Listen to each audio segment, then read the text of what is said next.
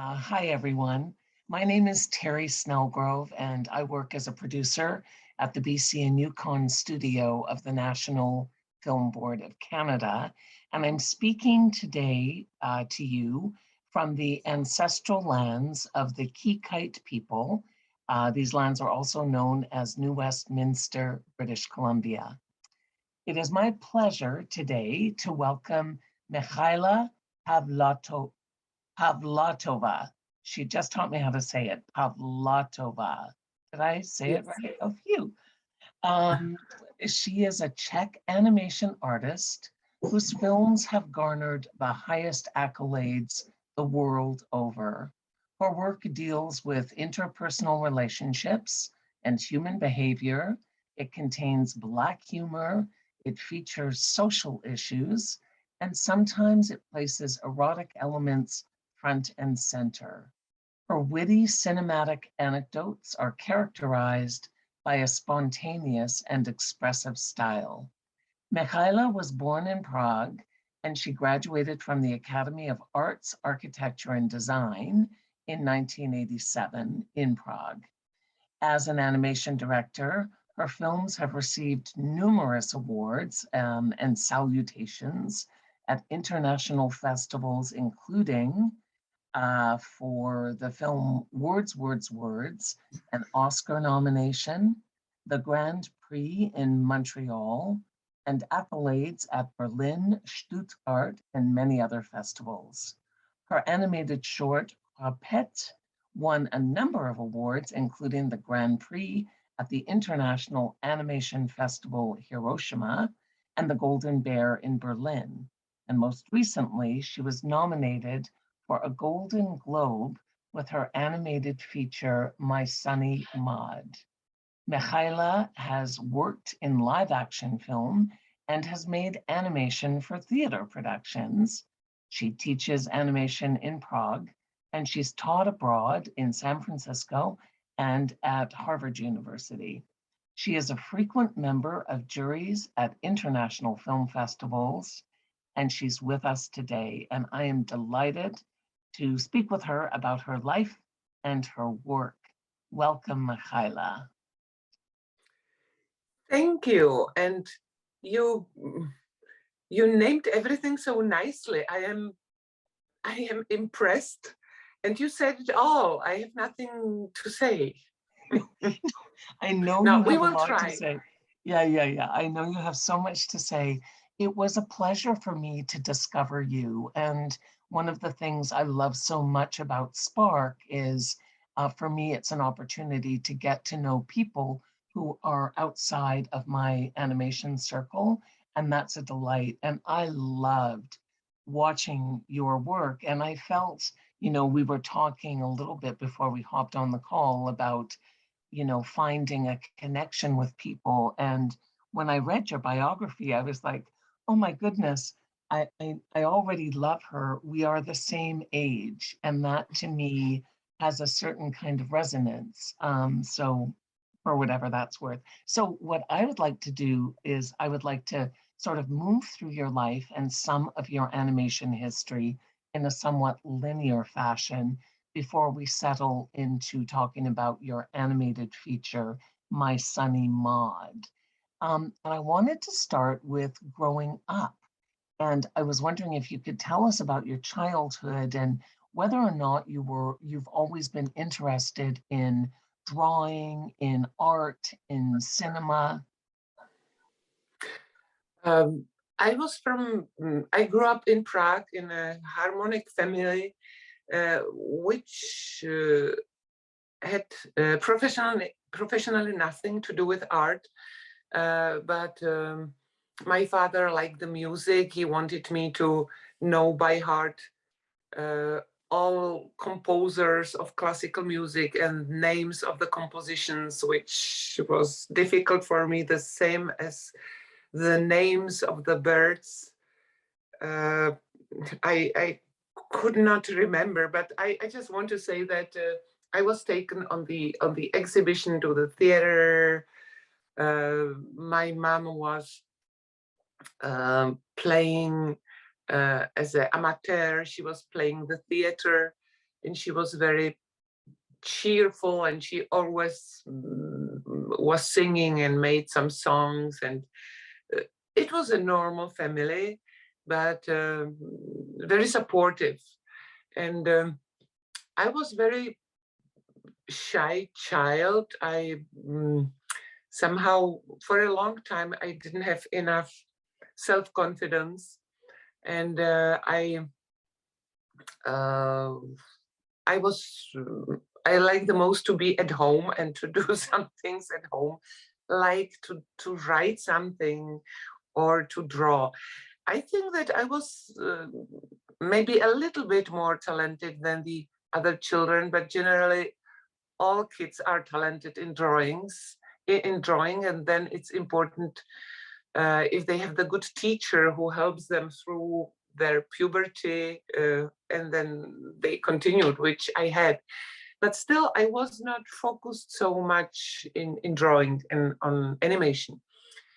In years when I grew up, there was still this habit in Czechoslovakia and probably also in the other countries at that time in Central Europe, or maybe in our communist countries, that short films were shown at the movie theaters before the long film.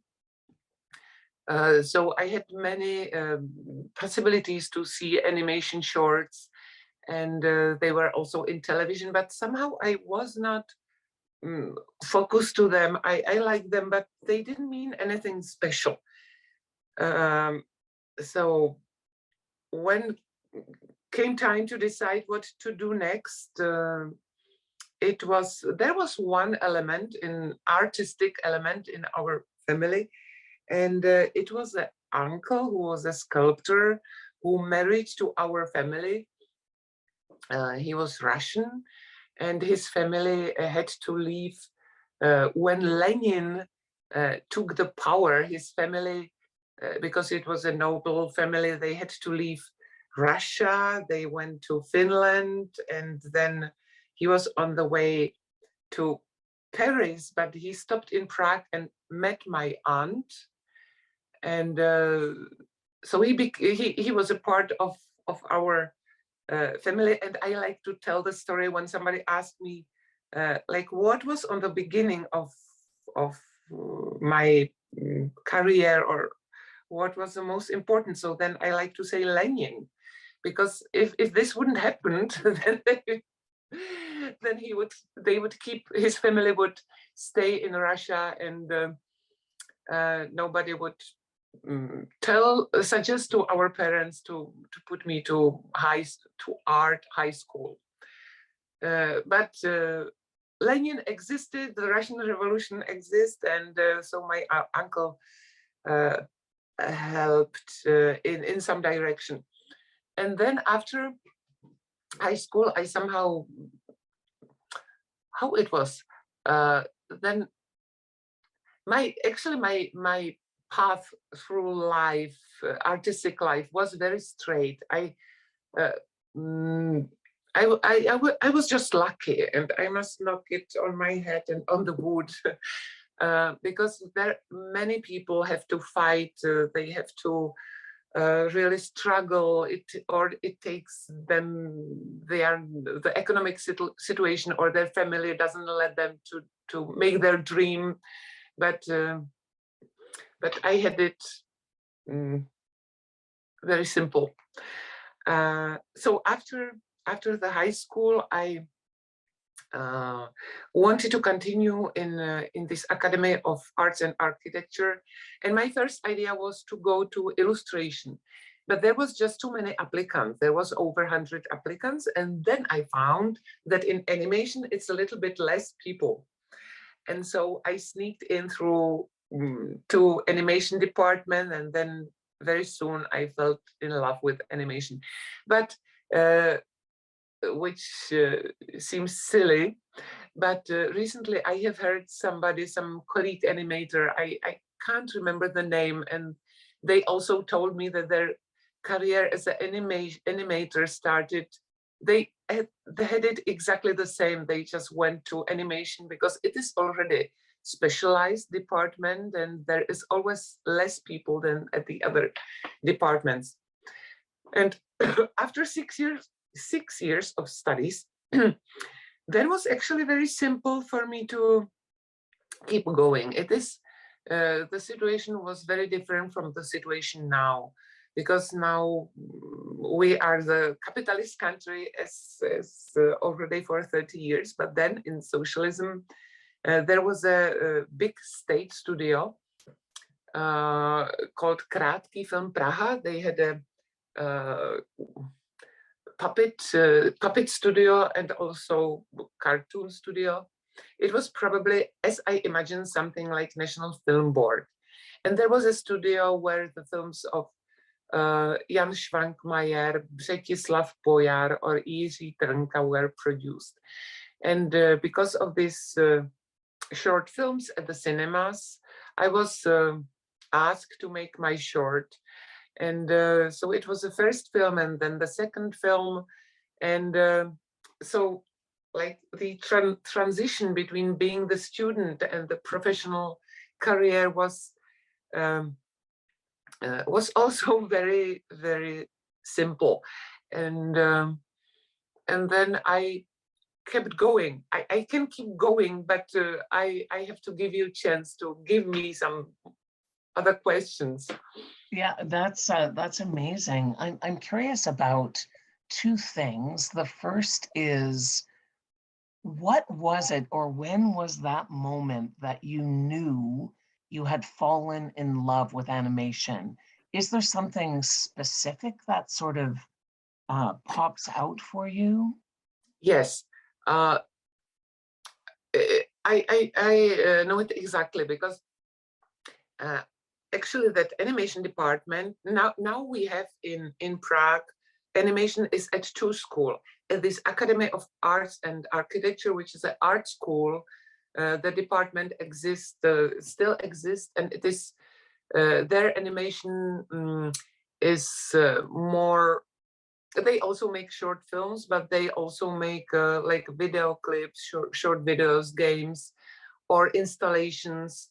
So they don't make always necessarily animation as a film, as a short film or feature film. And now we have also animation at the film school where I'm teaching now. And so it is still animation. They are still animation films, but each school is considering them and teaching them in a little bit different way. And when I studied at that school, we didn't have much chances to shoot films because we were more educated as the designers for animation film, as the art designers. And I wanted to see how it moves. I wanted to make my own films, but it was before computers. It was our teacher didn't support us very much in shooting our films, because it was when we were shooting the tests, we were shooting it on 35mm film, and then it was developed in film labs in a negative. And then we had a control that we could see it in negative, and it was expensive and very slow, and it was not flexible. And we always have had to get approval from our teacher, from our professor, that we can shoot it on the big professional camera which we had at school. And then one day I met a Japanese director, and his name is Nobuhiro. Something like Akira Nobuhiro. That's horrible that I cannot, Nobuhiro, I cannot, at this moment, just I cannot say his name properly. But he was a independent Japanese animator who combined, who was also the teacher, and he combined animation with real set movements with a real, he shot hand-drawn animation in real sets, and he was animating on the, he went to Sweden, and there he animated on stones or in the sand. So it was very inspirative thing, and for me it was a miracle. Because I was from the country with a long tradition of animation films, but those animation films made in Czech Republic, they were traditional. And usually there was a story and there was no place for experiment. Films were done at the studio, and everything was like controlled by the producers, and suddenly you have seen somebody who is so free. And then when he was leaving, he gave me his Super 8 camera, frame by frame, which had a frame by frame shooting, and a couple of reels with the film. And I ran home and I animated something and immediately shot it. And then when the reel came back and I could see it, suddenly I felt that I am independent too, that I don't need to wait for approval. I don't need to wait for any money or cooperators. And if I can make the film very simply, which when you drew on the papers and then you shot it, then you can get the result by yourself.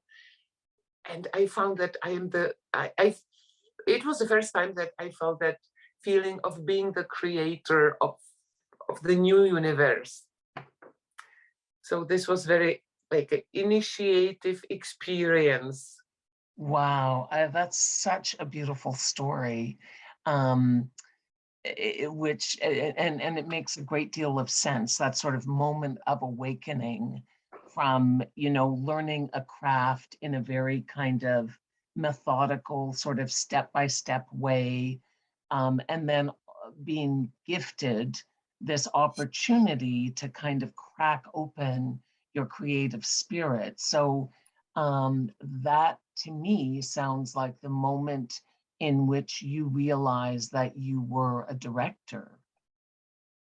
Yes, I did. It was, I still needed sound, or I needed other people to help me, but I felt that the most of the work can be done by myself. And yes, being the director, coming with my own animations or stories exactly as I wanted. So this was nice, that I don't have to wait for other animators. Maybe it was also the moment which formed me, but in a bad way, I must say, because for me it's very difficult to work with other people. I know that I am like a control freak. I like to have things in my own way, which you can achieve when you make short films. But then later, like working on the feature or making in some bigger animation projects, it is quite difficult. But I somehow cannot help. And maybe it was that moment that I realized that I can control everything, and since then I don't want to lose it. Yeah, This and control. that makes sense. That makes sense to me. I know, you know, there are so many animators in particular. I think it's harder to work in live action film by yourself, right? Because it's hard to Yeah. be behind the camera, in front of the camera, recording sound and all of that. But I am always amazed at some of the beautiful, creative auteur projects that have come from one person working with very simple or complex ideas, you know, in the comfort of their own studio, and just the limitless possibilities, right? Animation is amazing. So as I watched all of your work and read about you, um, essentially when you graduated from art school, Michaela, very shortly thereafter, you kind of knocked it out of the park with the 1991 short Words, Words, Words, which was nominated for an Academy Award, which is amazing. And I pulled this quote from writer, author, curator, and director of the Ottawa International Animation Festival, Chris Robinson. I'm going to read what he wrote because it's a beautiful description of this film and your work. So he wrote, in 1991, Pavlátová made her mark on the international animation stage with the brilliant Words, Words, Words. People in a crowded bar talk only with visual bubbles and objects. The clientele includes a loner woman, dull couple, and gossipy ladies. There are young and old, and even a drinking dog. People are happy, sullen, drunk, horny, dying, and angry. In the final scene, the once lonely woman who has lived through the ups and downs of an entire relationship in the bar recognizes her selfishness, completes the couple's puzzle, which hangs in the air above her, and races off to her lover. The film then ends as it begins, with the waiter alone, surrounded by empty tables. Words, Words, Words is a nifty piece of caricature and insight that takes us through the roller coaster ride of emotions that are human relationships. It's a situation most of us have been in as observer or observed. We have all sat in a cafe, bus, or patio people watching, catching snippets of conversations and gestures that we then construct into a portrait of the observed. In these moments, we see the spectrum of humanity, a wonderful, painful kaleidoscope of social interaction. So I'm wondering if you can tell us what inspired Words, Words, Words. This is so beautiful what Chris wrote. That's really touching. So that it was my third film, but the first like a big film or successful film. And usually, and it is until now, I'm not inspired by the text or idea or the story, but studying at the art school, and especially on the beginning, inspiration came from the drawing. And this, I remember that it came from the doodles. At that time when I was making the phone call, I was always drawing something without thinking. And then I have noticed that somehow I started to draw people with the different shapes of bubbles. And I have seen there's some potential. And I drew dozens of them. These bubbles could have various shapes which expressed what people are talking about. And I felt this is a great material, but what to do with it? I felt as having the branches, but not having the trunk of the tree. And the tree could look anyhow.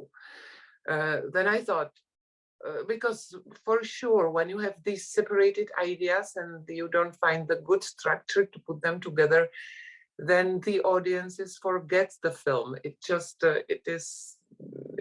drops down. So I needed some good framing or structure. And the first idea was to make it from the morning until the evening, which is really obvious and simple. Then I thought that maybe it would be better to, or also interesting to make it from the birth to the end of life, that when the child is born, the first word would be clumsy, puffy, mama, or boo boo. And then through the life it would change, and at the end, when he would be dying, and people would be sitting around him waiting for his famous last quote, as they sometimes do with the famous people.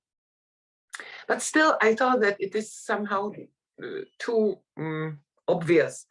And then I have got the idea of putting everything to the cafe, because in my youth I spent really a lot of time in interior, and especially in cafes. And so because there are all kinds of people having all kinds of conversations at the same time. And then so there is a square, or there is a circle of the cafe with all these informations, couples or couples at the table speaking, and through it goes the line of the story of the man and woman. They meet, they fall in love, they start to build some future, and then came the first disagreements and the problems, and at the end they separate, but maybe not. And sorry for speaking about it in such a details, but I think that since then I have never succeeded to come up with such an elaborate script.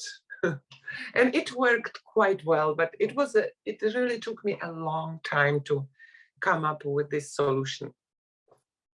Yeah, no, it's fantastic. And I think that speaking about it in detail is really important, because I'm assuming that it might be possible for people to see the film online. I mean, I saw the film because you sent me links, but that kind of detail definitely illuminates the process. And, you know, like after hearing that, I would want to go back and rewatch it. It's just, it's such a delightful and engaging film. I did read, however, that you had said about the film that in the beginning you had many drawings of people talking, as you talked about with the bubbles, and then you spent a long time trying to figure out how to put together these individual ideas. And in terms of story structure, you said it's probably my best constructed film. And this is from an older interview, because that may have shifted now, right?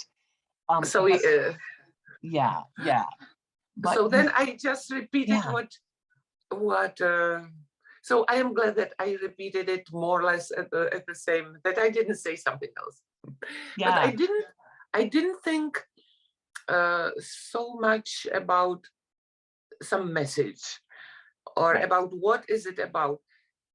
And sometimes I am asked by the journalists or by the audiences and about some of my work, and then I realize that part of it is rational, some rational solutions, but big part of the films is that the creator, I don't think that it's only me, that being the creator, there is a really big part of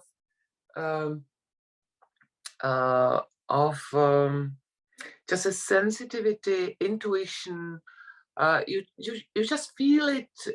You just feel that you want to make it this or that way, and you don't name it. You don't realize what you are doing, and then it's very interesting when people interpret your film, and you just want that, or at least me, to deliver your idea to the audience that they would not think some opposite, but you are trying your best. And then you hear various interpretations, and sometimes you hear something that you didn't realize that it is at that film. And I really like it, because very often they find something that something which was put there unconsciously, without thinking about it, without my conscience. And and it is still there. So I say, yes, actually, yes, it is there as well. I just didn't think about it. Yeah, that's great. I was curious to hear you talk a little bit about influences. Specifically, I feel in watching Words, there's a very strong surreal element, such as the shapes and objects that come out of people's mouths, and these things become words. And I'm wondering how much you are influenced by visual art, and specifically for this film, were you influenced by the surrealist painters, by the surrealist movement? Uh, I think I was not at all, because at that time I didn't like surrealism at all. And Interesting. also we didn't have chance to see that many animation films from abroad.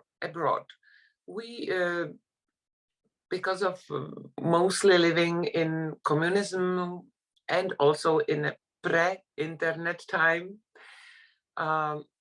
so it was only here and there.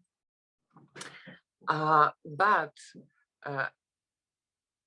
I think that really big influence on me had Saul Steinberg, illustrator from New York Times, who our teacher at the school. He always, when we had empty heads, we were lacking some inspiration. He was sending us to the school library, and they have few volumes of New York Times or some his biographies, or the picture books from Saul Steinberg.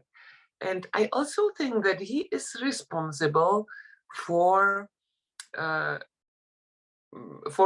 the fact that I have many that I'm changing the visual styles in my films, because there are some artists that you always can recognize. You see one still from their film and you know exactly that this is a Bill Plimpton, this is Paul Driessen, etc.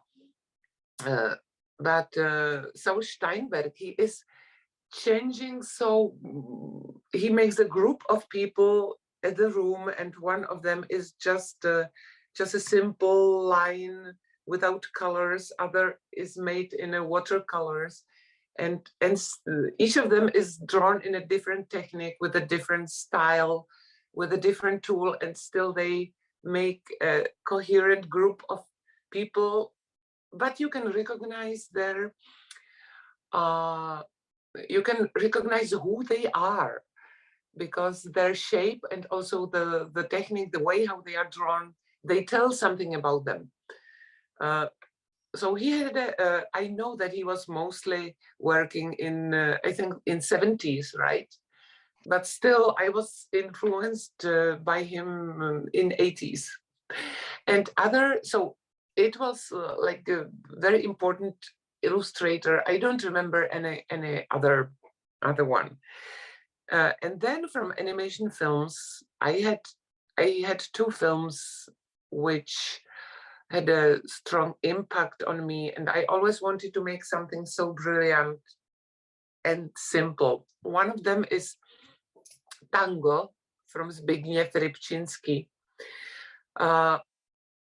which I like because I like simplicity of it, because it is the same room where people appear, they repeat the same movements, and the people number. On the beginning, there is only one boy who comes for the ball, then comes the man with the luggage, then some women, and then the empty room on the beginning starts to fill with people, but they don't notice each other.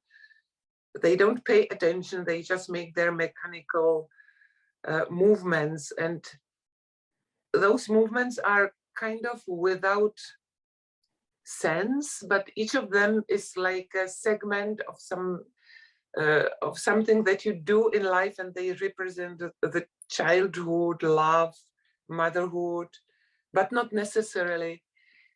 And then in certain moment, the room starts to get empty. There is less and less people. And the last is the boy who comes for the ball or something like this.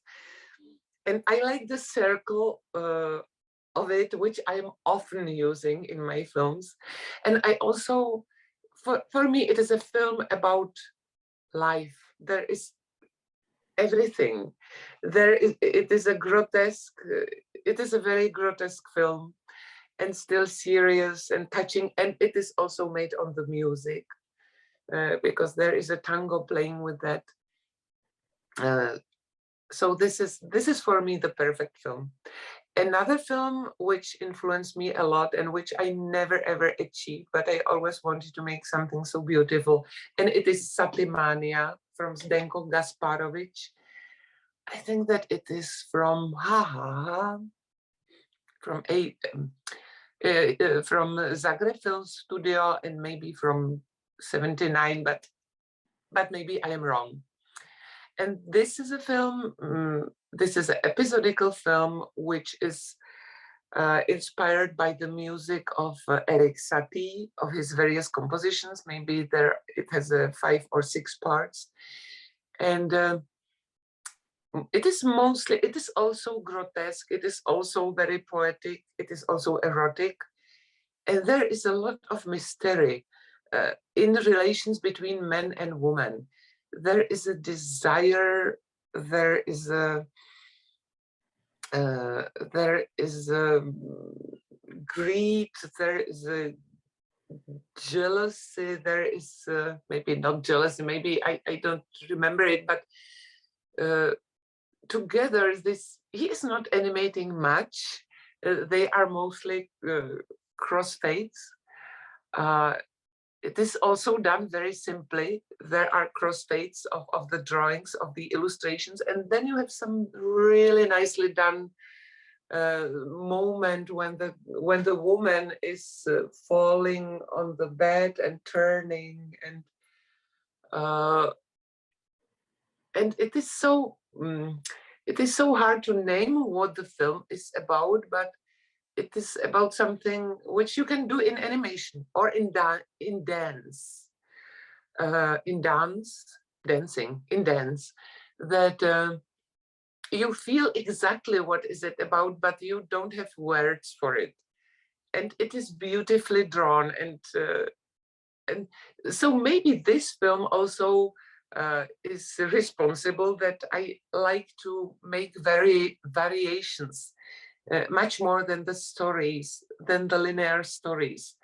That I like to work on the music pieces, and that I like to show life in a different perspectives. I tried the most to be close to this film when I made a Carnival of Animals years later, but it is something different. And Satimania from Zdenko Gasparovich, it's still somewhere on the very top. Yeah, well, it's interesting because I did notice all of your work has you work a lot with visual rhythm, right? Like, repetition and frequently a circular kind of format, and the way that the characters in your film occupy space and the way that they move. And so there's always this strong musicality in the drawing. And then as well, I think that there's also the sound element in the film. So for example, in Words, Words, Words, when we hear some of the sound, some of the sonic qualities of those word bubbles, etc., it's rich and it's fun and it's surprising, and sometimes it's what we think it's going to be, but it's just it's constantly changing and delightful. So can you talk about your relationship to how you approach or think of sound and music? Because I feel like you are a very musical animator, and I don't think that all animators necessarily are, if you know what I mean. Yes, sometimes you need it, sometimes you don't. But for me, the music and sound is really important, and I like to think about it since the very beginning. So probably in some films, the music or the rhythm was on the very beginning of work, like at the film Repete, which is about routine in life and about repetitions. So then I animated the whole film on the rhythm of 20 frames. And so then the composer made the music afterwards. But I gave him the rhythm. It is a film which was, this film was inspired by the idea, actually, by my feeling that my life just keeps repeating. And at that time I was, I think, divorcing with my husband, and I found that it is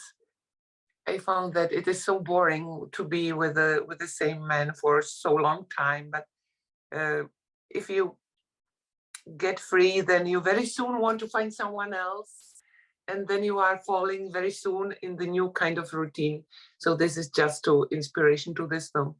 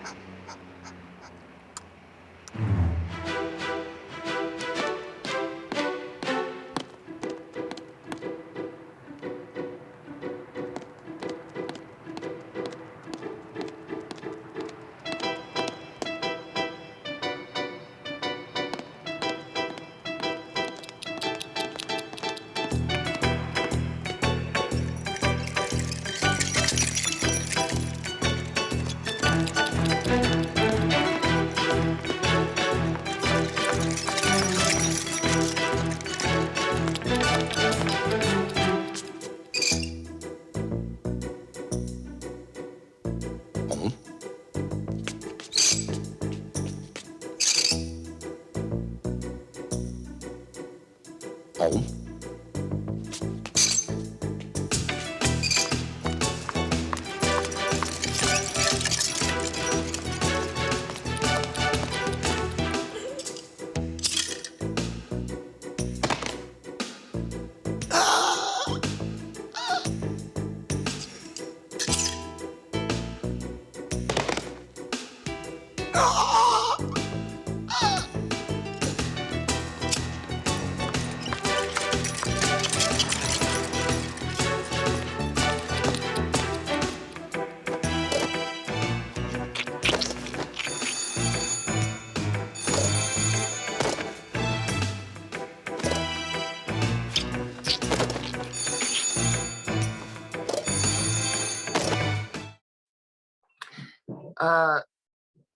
Then, so where was the music? In Carnival of Animals. It was a film where I wanted to make the film about some erotical moments, and I wanted to make it for a long time. And so it is a film from 2004 or 6, I think. And I wanted to make the serious film about it, like not to make fun of it. And then I thought that, then I found that I cannot do it. That when I want to make it serious, when I want to show desire seriously, that it turns to be ridiculous and pathetic. And so then at that time I met my second husband, who is an illustrator, and he made all his life, he made a funny, erotical, very, very nasty, but very, very funny drawings. And I realized that I can deal with the theme of erotics, but through the humor, that it makes me feel better, and that the film is not ridiculous, but it is funny, which I wanted. And when I started to make the film, I had the drawings, but I needed for inspiration. I wanted to show the different aspects of erotics through the life. And so I was listening. I always liked the music Carnival of Animals from Camille Saint-Saëns. And he is also perfect for animation because he has short pieces. And us animators, we always need short pieces. And usually the composers, they have their symphonies and they are so long and you cannot edit it because you have to respect their music. So this was it. I was just listening. There is soundtracks from this music composition, and I was listening to it and trying to imagine what kind of movement or mood it reminds me inside my head, and then I animated on it.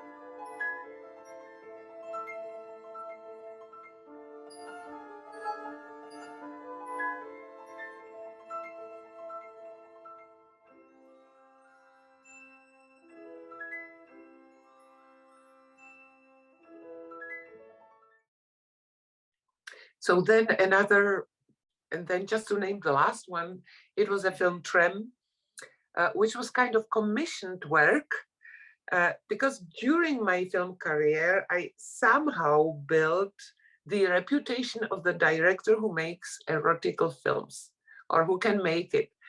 And the French producer Ron Dayan, he was at that time preparing the omnibus film about women erotical fantasies, and he wrote me if I would make the part. And then it was interesting because I thought, like, who cares about my erotical fantasies? Or I don't want to tell to anyone about my erotical fantasies. And then I thought, I have sent him something which was kind of poetic. And then he said, no, no, no, it needs to be a little bit more daring. And which also doesn't make any problem to me to be more daring. And but again, I sat down and I was listening the soundtracks from some Czech film. There is a Czech film from, and it is actually the film about the War II, about some incident here in Czech Republic, about some attentat on Reinhard Heydrich, which was a German chief over Czech Republic. And so it is a serious film, which has a great music, kind of modern music made from loops, electronic loops, like a combination of sound. And also there is a collection of tracks from this film with which inspire you to be visualized. So now I'm mentioning the same, that sometimes when I need the inspiration, I'm just listening to the music and trying to imagine. And then I decided to go for one composition which had a rhythm in it, and then I don't know what came first. If it was the idea of the tram driver or the sound of this bumping. So this was like another music inspiration.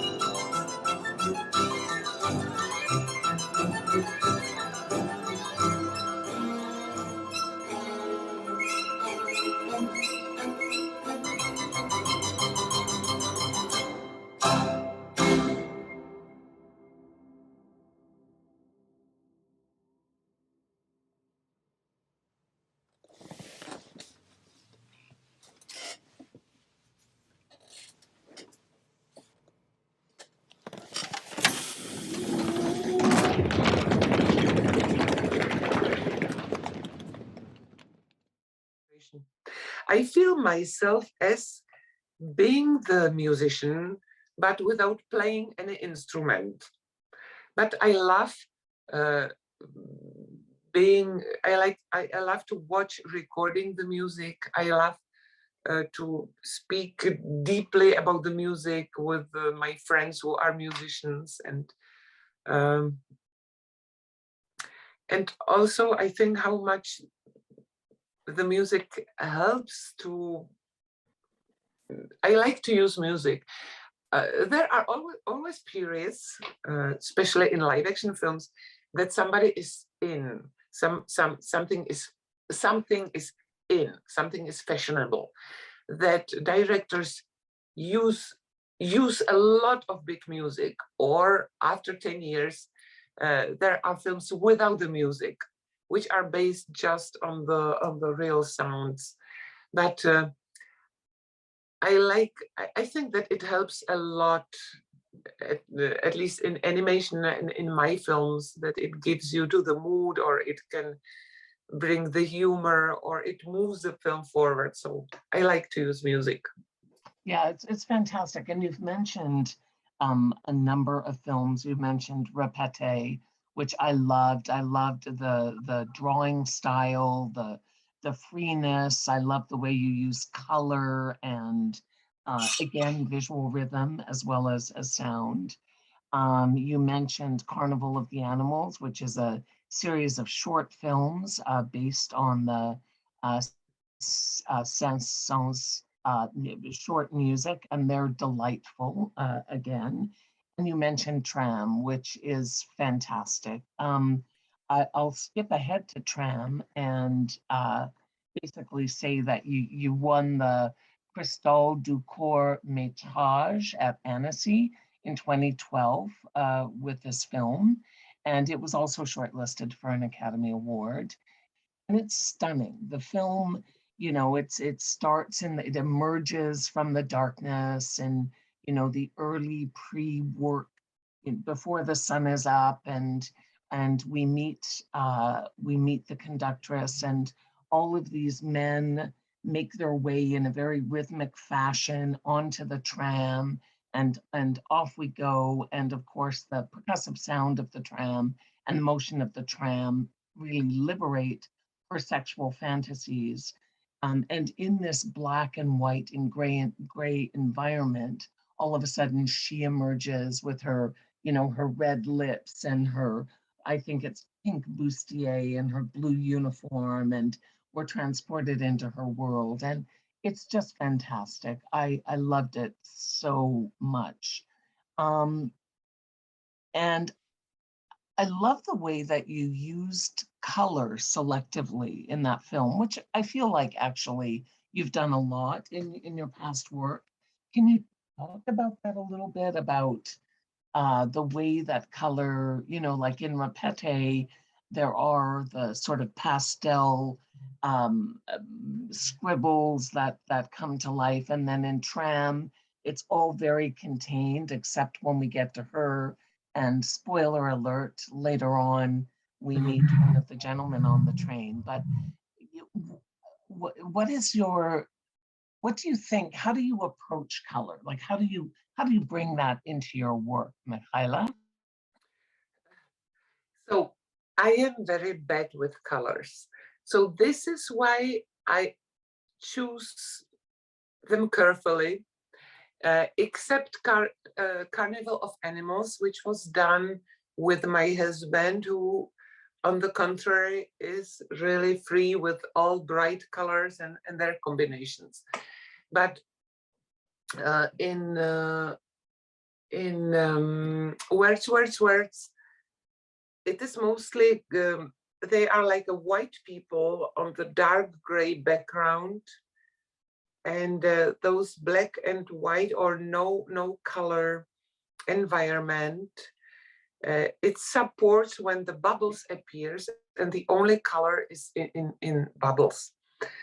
Then in the film Repete, it is about 3 couples, and then the street around, and each couple is in, one is red, blue, and green on the white background. So there I also, you also cannot make the mistake if you use these 3 colors. And in Tram, I wanted, the film turned out to be a little bit darker than I wanted, and it is just that some, probably my not so good decision came out when we made the grading, because it's a little bit way too dark, but still the principle was that it is also black and white, because if you, I like not to use too many colors, because if you have something monochromatic and then you use one color, so then the color is really bright or has some meaning. And here it was the same, that the background is gray, the men are gray, everything is gray, and she has this blue uniform, and then are these things that she is playing with it, and there are pink. So suddenly this pink color suddenly represent that the color comes to the picture. So you can also give the dramaturgy to the colors. Yeah, it's interesting. But, and this, yeah. and it is actually, it is good to, it is probably example that if you have some limit and you are aware of it, then you learn to use these limits, like my no talent for colors, that you just, you use them in a certain way that is effective.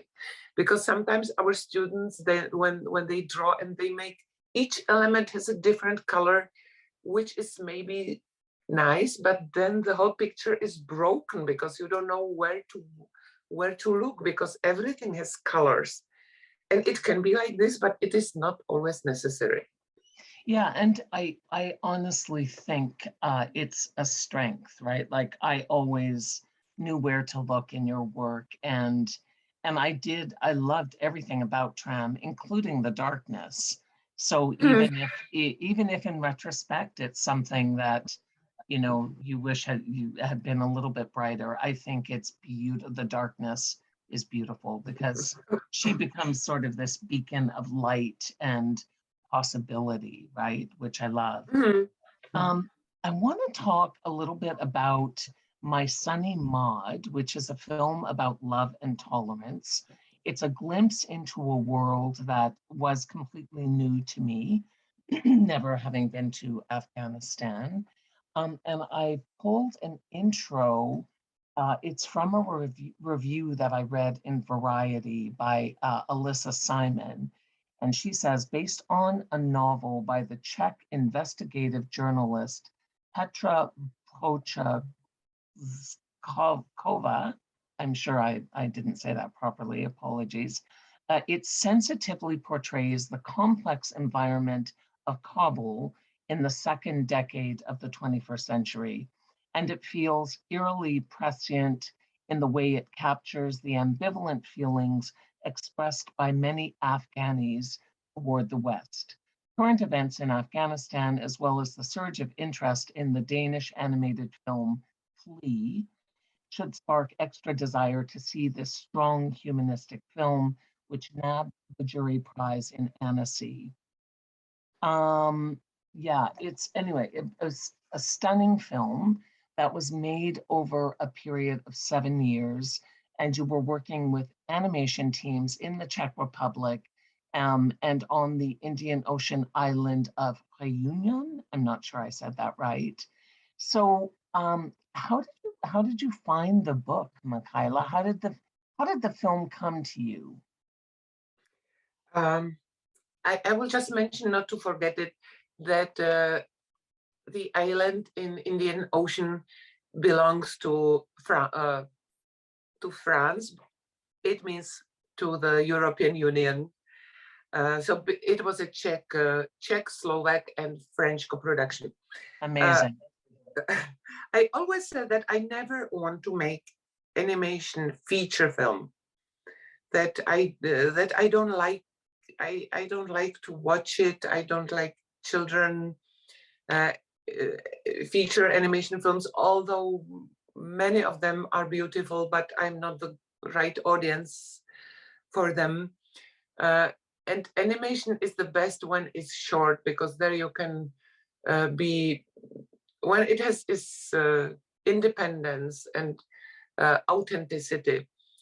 Because always when you have the small budget and the small team, you are more free than, I always felt that the feature films are necessarily a little bit product, because it is something really expensive and you are responsible for the big amount of work, and you want that your film would work for 1.5 hours, and you have to listen to many people with their good and bad advice. And I never wanted to go to it.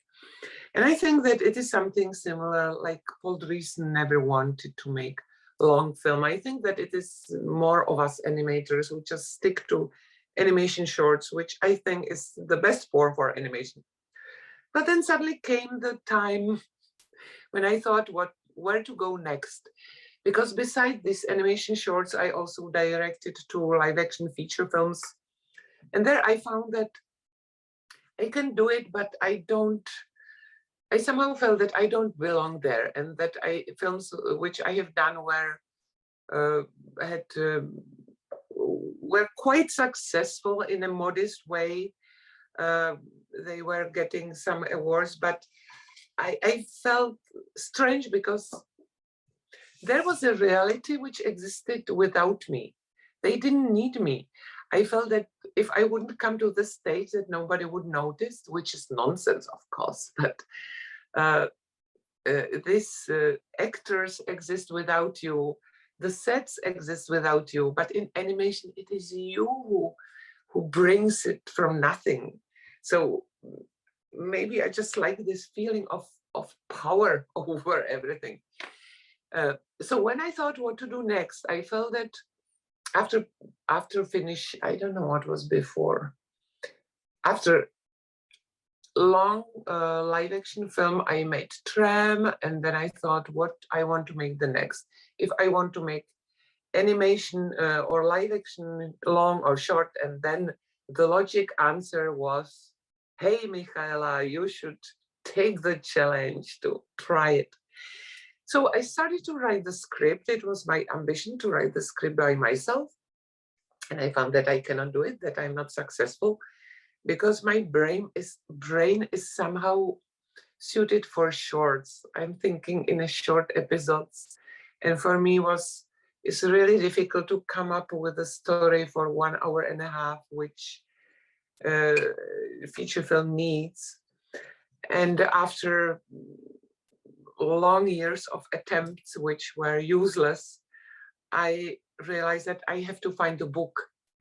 And I wanted to find the book or the script which would go out of animation circles to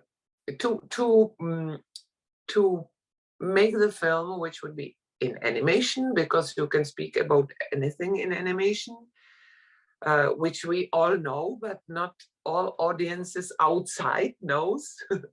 So I wanted to do it this way, and I wanted to find something about some story from the real life, something which would be more suited for live action film, which I found at this book of Petra Procházková. And I was not, I read for me, it is a story about a Czech woman who gets married to Afghanistan. She follows her husband, and then she finds that the life there is not as she imagined, let's say it such a simply. And when I read the book, I didn't care if it takes place in Afghanistan. I was not I was not specially interested in Afghanistan, and I didn't know much more about the country than anyone else. And for me, it was also intimate story, which I like so much, like relations between men and women, relations in the family.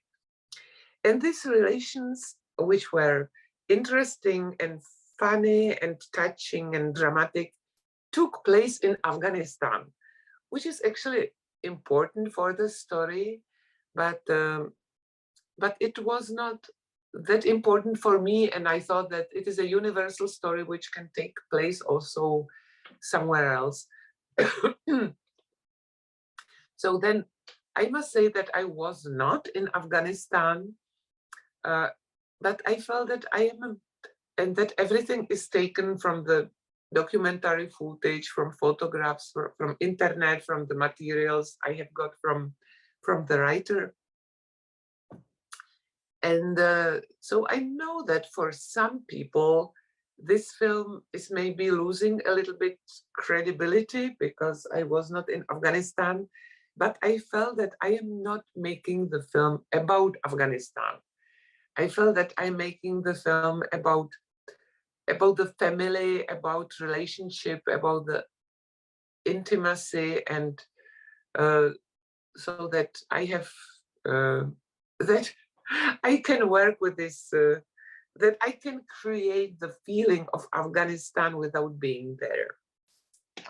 Yeah, and I had read somewhere that you had also said in making the film that you wanted to create an animated film that in which audience members eventually forgot that it was animated, right? That we fall into the relationships and the story, which was my experience. It was so compelling, right? And the acting, the animation acting was fantastic. And yeah, I agree. I don't think it is necessary. You know, it wasn't a documentary about Afghanistan. It was a story about a woman who leaves one country and goes to another, and you know, it's her experience. Yeah, it feels in many ways like there's a strong sense of humor in the film, but it's quite subtle. But it generally it feels more serious than some of your earlier work. What do you think about that? Like, would you say that You are correct, but it is I see the big difference between short film and feature animation film. It is like completely different discipline, and to get audience for 1 hour and a half, you must respect something. You must respect the story. And I found actually the book has so much humor, which I try to put the film as well. But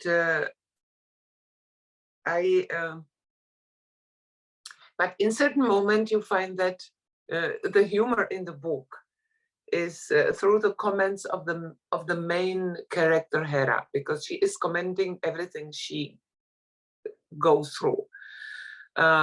And I was thinking how to put this like her inner thoughts and inner comments to the film. And then I did it through the voiceover and through we called it animation bubbles, so that this film, which is animated in quite a realistic way, it is like live action film just made in animation. There is a couple of moments, but not many, when animation is like a more imaginative, where it reminds like animation short pieces in the film. But I could use them mostly on the beginning, and then in the when things start to be dramatic in the film, then I couldn't use them because they were interrupting the story. And I absolutely wanted to respect the story. This is also why the tool of animation is quite a modest, because I didn't want to show off. I didn't want it to charm audiences with animation. I didn't want it to disturb with anything. I wanted audience to focus on the film, that all things in the film would be synchronized and nothing would stood out, and just to let them sink into the film, and at the end to step out. Another reason why the film is a little bit like not showing off, or why the visual side is quite different from how I normally draw. It is something which happens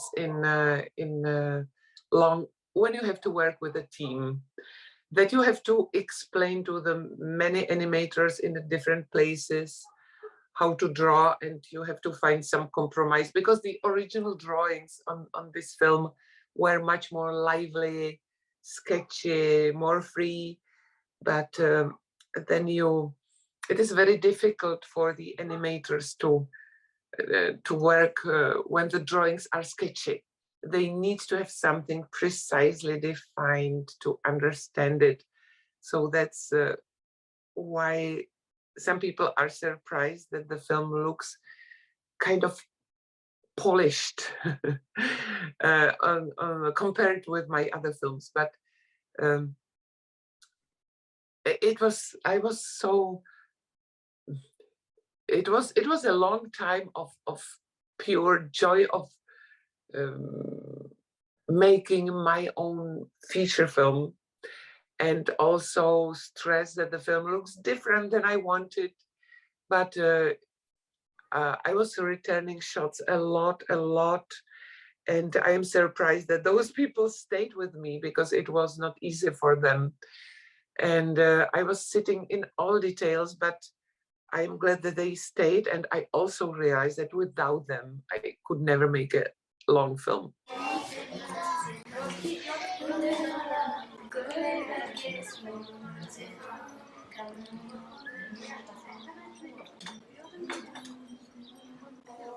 Afgánská nevěsta se nesmí usmívat. Jinak by to prý vypadalo, že se těší na svatební noc. Přišlo mi to zvláštní. Stejně jako spousta dalších pravidel, která jsem zatím neznala.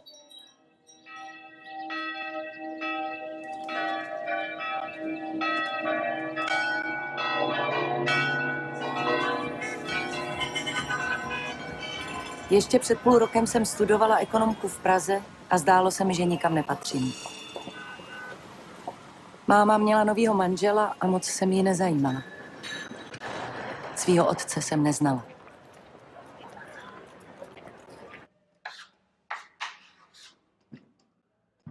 Asi i proto jsem chtěla vztah na celý život.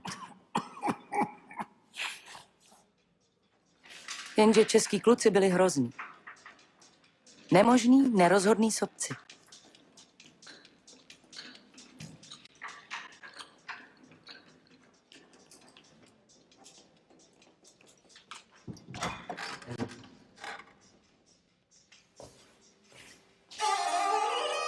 A pak se mezi námi objevil Nazir. Věděla jsem hned, že je to chlap mýho života.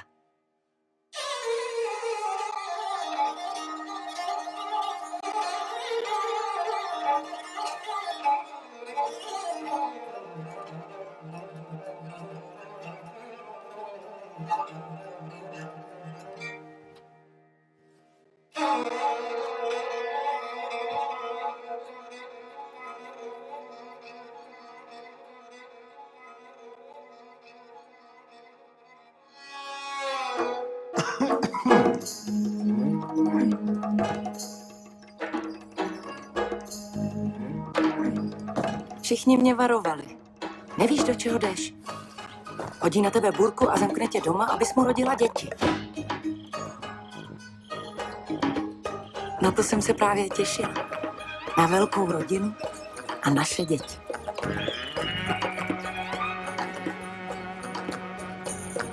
Doma mě nic nedrželo a tak jsme do Kábulu odjeli už za 2 měsíce. Za 3 dny byla svatba. Z Heleny jsem se stala Herou.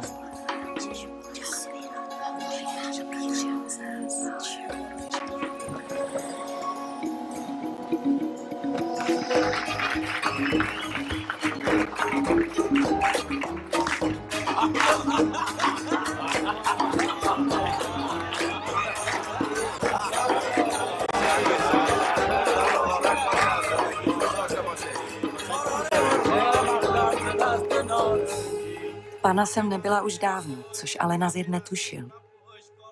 Já zase netušila, že nebýt pana může být někdy i životu nebezpečný.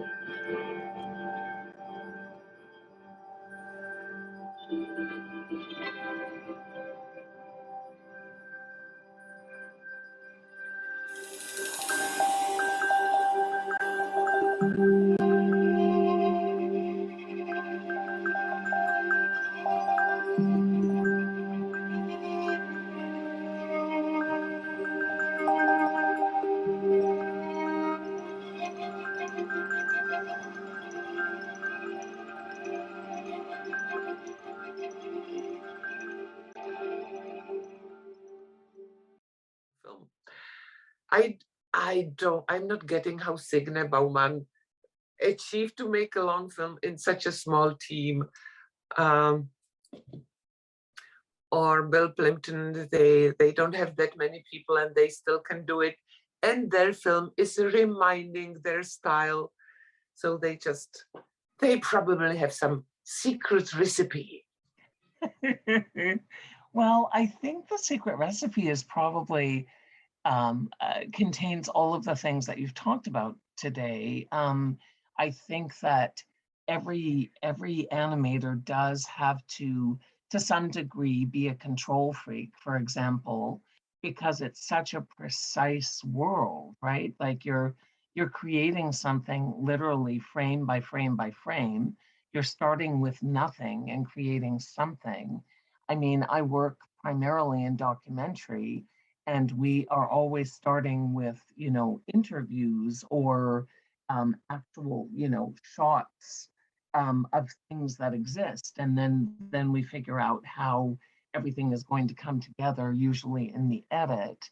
So yeah, it's amazing. And my Sunny Maad is such an achievement. I have just spent about, I guess, 5 years working on a beautiful animated project that is now in the final stages of post-production. And it's 10 minutes long, but it's taken 5 or 6 years. So I'm amazed that you made my Sunny Maad. Oh, and I'm not the animator. I'm producing it. I'm working with a very talented animator originally from Iran. And I think it's going to be a beautiful film. But I'm amazed that it only took you 7 years to make my Sunny Maad, which I'm sure maybe feels like a long time compared to some of the, sweet little shorts that you probably made in 6 months. Would you make another feature animation, do you think? I think that when I made my short films, they took me about 2 years each. But I'm glad that you consider this 7 years as a short time, because I think that we were working fast, but our producers, whose background is feature film, live action film, they were just so impatient with us, and I was explaining them, no, we are working very, very fast. So sorry, what was your question? Would you make another animated feature, do you think? Like, do you think you have another one in you? So when we were finishing my Sunny Maad, I was so exhausted. But then at the moment that the film was finished, I thought that, yes, I want to make it again. And but now it takes me a little bit longer time, the work, because the last time there was a book on the beginning and the book adaptation. And now I'm also supported by my producer to make something. I would like to make something more personal, more funny. And so we are working on it slowly. We don't hurry.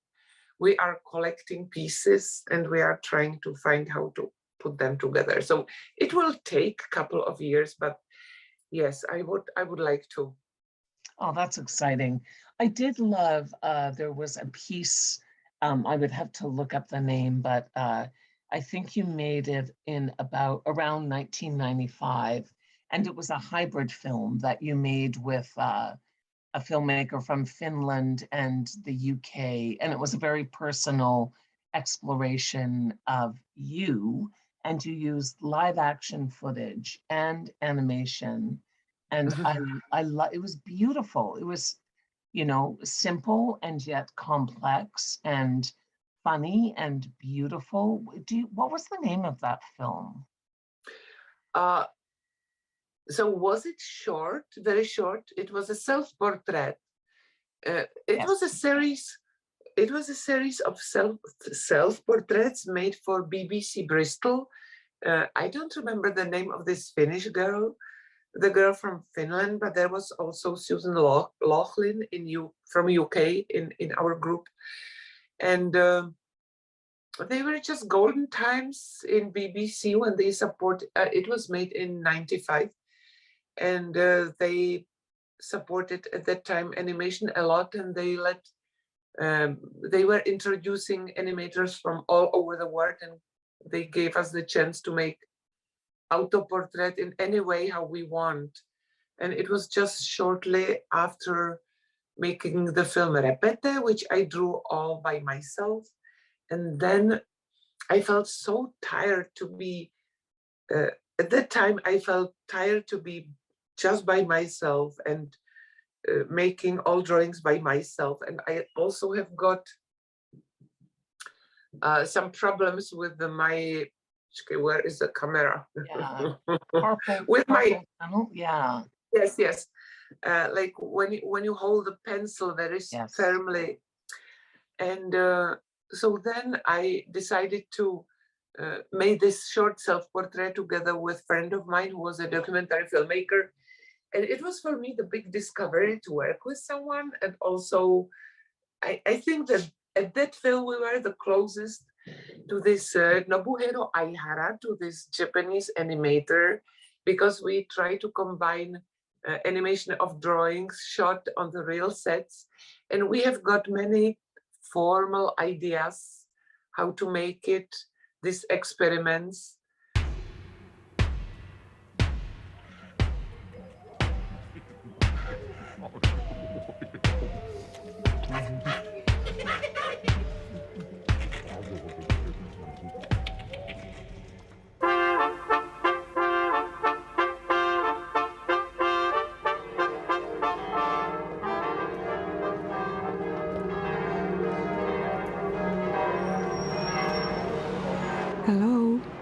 This could be me, Michaela.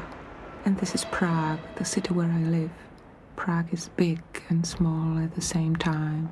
It's crowded and empty at the same time.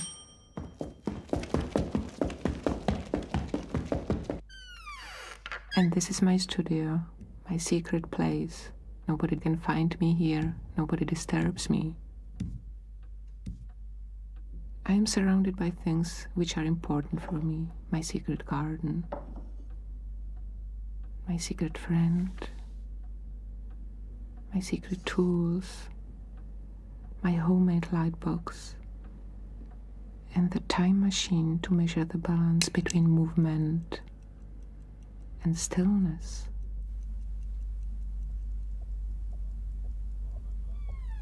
I used to be the child. It was a nice time. My only responsibility was to grow up and to bring home good marks from school. So I did. But I'm a big girl now. I have to work and to make my own decisions. I'm so bad in making decisions. I hate it. I never know what to wear. And afterwards we have shot the film Forever and Ever about the weddings, and it didn't work so well.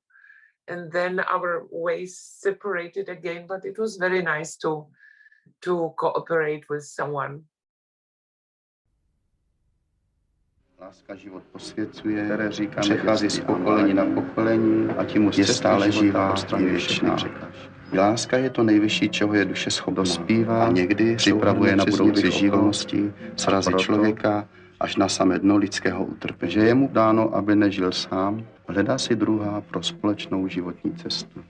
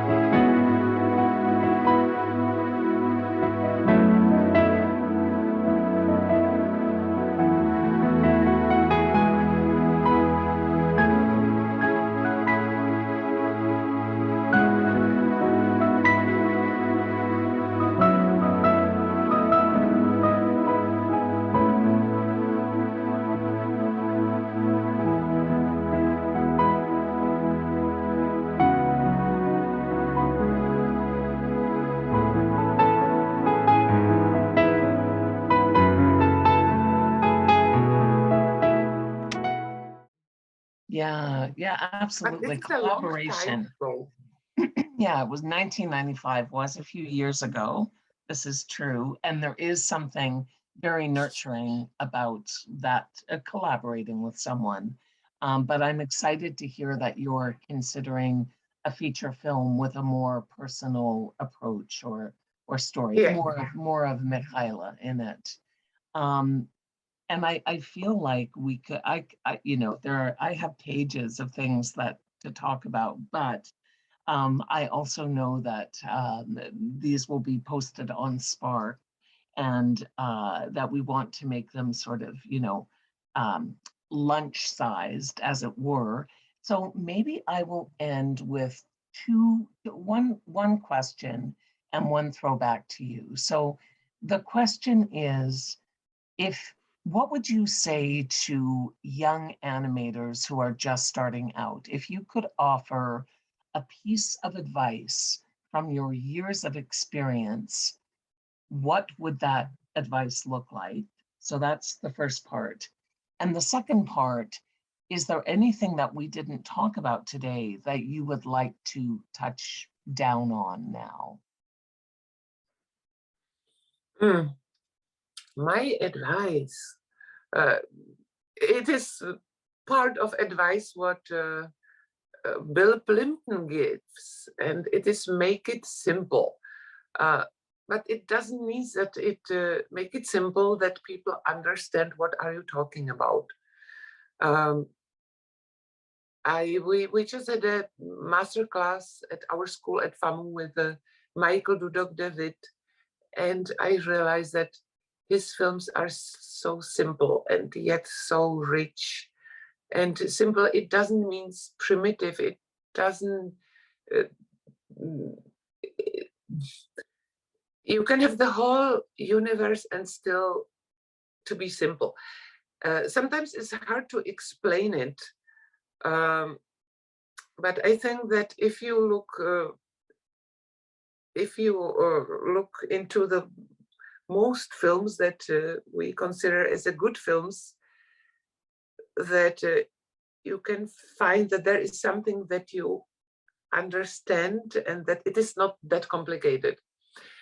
It is also nice to think about the audience, not in the way that you would want to please them, but and of course when we make the film, it is us in the film, but we want mostly that the audience would get something from our film. We are putting something into the film, so it is good to listen to the opinions of other people, not to all of them, but to have some feedback that this film is not lost, that if you make something and then the audience gets it, it's really nice.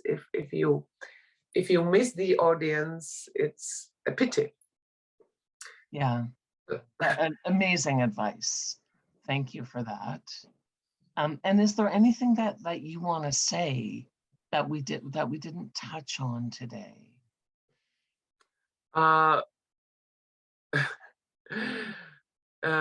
Yes, that I want to send the big kiss and hug to Marv Newland, to my friend, and also big thanks to National Film Board of Canada and to all Canadian animators, because it is an inspiration for us, and you are still making, your country is still producing the films that you can be very proud on it.